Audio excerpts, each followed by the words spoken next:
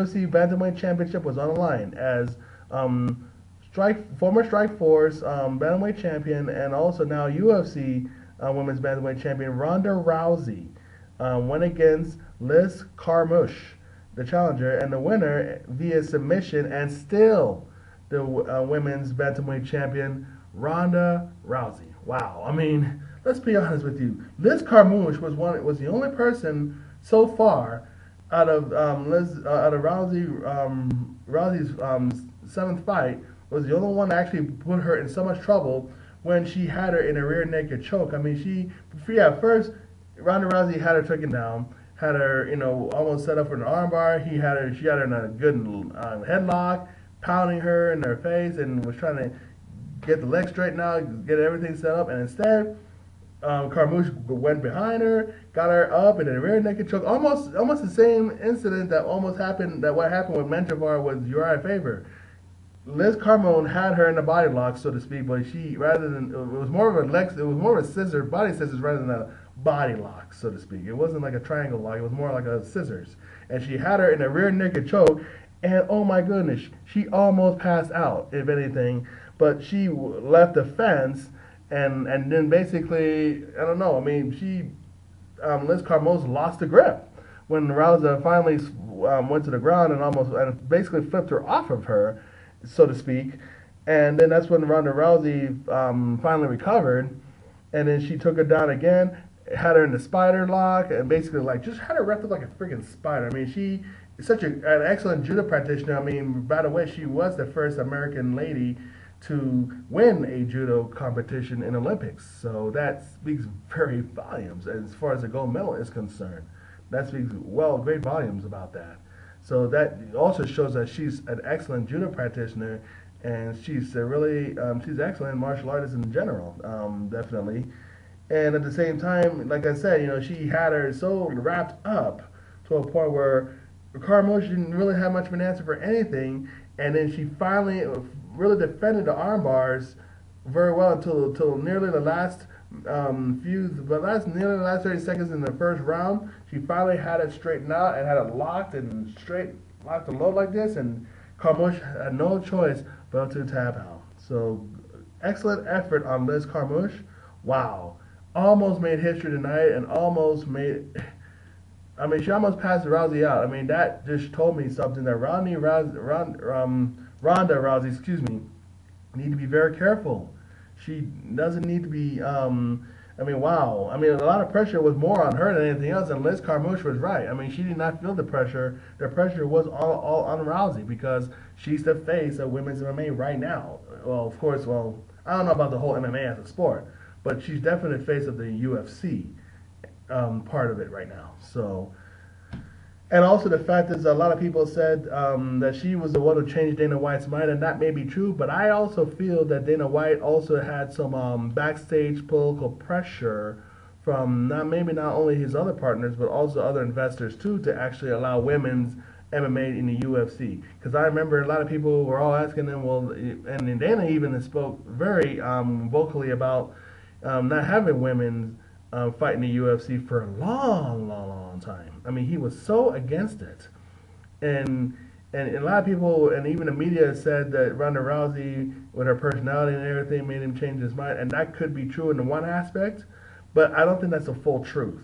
And the full truth, I think a lot of it is too, because there have been times when I've also seen interviews of the Fertitta brothers and Dana White, and there are times when they have their discussions and how the direction is, and so sometimes they'll even wrestle it out of the jiu-jitsu style to see who wins, and whoever wins, then that's the direction that they're going to take the company and so forth. Or other investors may have talked to Dana White and said, look, we want these women fighting in here in the UFC now. It's time. We've already spent enough money to buy Strikeforce.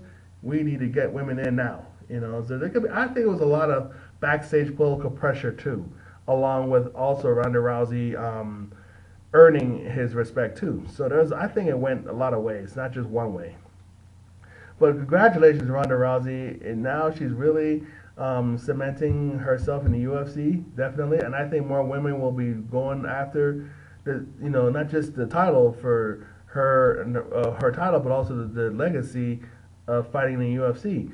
And you know, the thing about the UFC too is like I'm actually surprised that they didn't bring like another weight class that Strikeforce had too, because they also had like I believe like a featherweight class, which had features Christine Santos, as we're better known as Cyborg, and even though a lot of people claim, and even Dana White claimed that Cyborg's afraid of Ronda Rousey, I don't believe that at all. I don't believe. Matter of fact, I don't think that she even is afraid of Ronda Rousey. If anything, there was a lot of weight issues involved, according to Tito Ortiz, her manager, and now that rather than fighting for the UFC right now, she's fighting for Invicta. But there has been some talk that if these two, as far as Ronda Rousey and Cyborg, keep winning fights, at some point they could end up fighting each other interpromotionally down the road. These two, and I want to see that fight happen as well.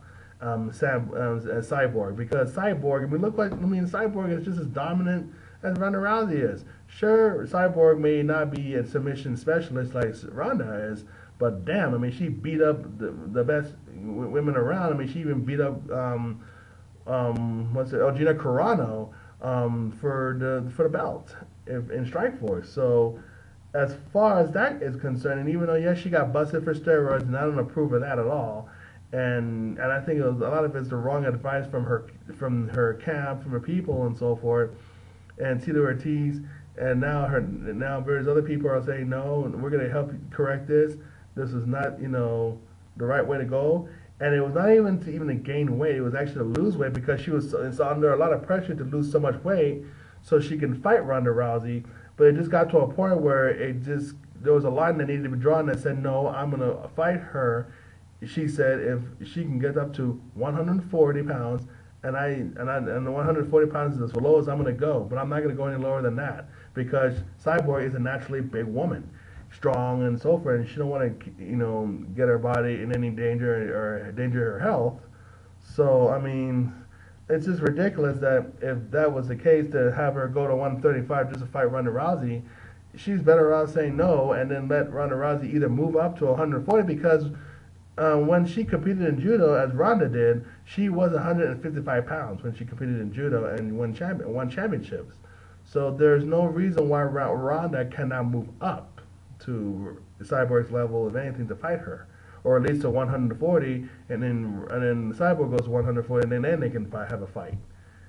That's one of the things I can't stand about weight classes of any kind, whether it's men or women. It's just too much bullshit politics involved, too much reasons for people to hide, or too much for the company or the organization to protect certain fighters. And I do believe that even though Ronda Rousey is an excellent fighter and she is doing a great job in keeping her title defenses and so forth, there has been so many times, a lot of times that I feel that UFC has been protecting certain fighters from certain other fighters from organizations, whether it's Ronda Rousey being protected from Cyborg or otherwise, and I just say, like I said, that's why I have a problem with weight classes at times.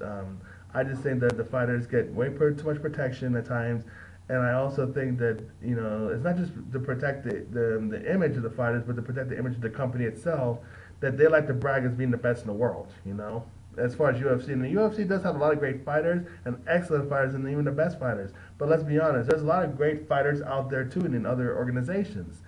And so to believe this hype that UFC only has the greatest fighters in the world because it's the greatest, only because it's the richest organization and most popular organization right now. But actually, it's not even the richest organization anymore. It is actually the second richest organization now. Actually, is now Bellator, being backed now by Viacom. That's now the richest organization right now because it's being backed by $5 billion from Viacom. So what do you expect, But why am I rambling about this? It's just because women's MMA now is now in the UFC. There's gonna be a lot of now women's MMA gonna be rising up now. From whether it's the King of the Cage or Invicta FC or various things like that. Now because of the UFC is featuring women's fighting, now women's fighting MMA is gonna be really skyrocketed. So it'll be excellent now to see this, and I can't wait to see more women's MMA whether it's in the UFC or anywhere else for that matter. You know, I think it's a great thing to have. And, you know, whether Dana White still likes it or doesn't like it, well, he's now on board with it. I don't think he has a choice, to be honest with you, on this. What do you people think regarding women's MMA? What do you people think about all that overall? I love it. I love it. I so love it. I so cherish it. I so welcome it. I welcome see more women's action as well as the men. It's about time. It's about time. And like I said before, it's somewhere down the. I mean, like I said, Ronda Rousey is an excellent fighter, but she still is still young in the sport. And as long as she doesn't have a big head, and she can still keep focused and keep her title and keep training and so forth, she'll be around and she'll be a champion for a long time to come. She will. So, any event, I'm gonna get going. I've done enough speculating and talking and things like that. I will get going. So, in any event, take care, everybody. I know this is a weekend, but and it's good to go out and party and have a great time, but also party and do things in moderation and responsibly. Anyways, have a good night and take care. Healing, it is all that is.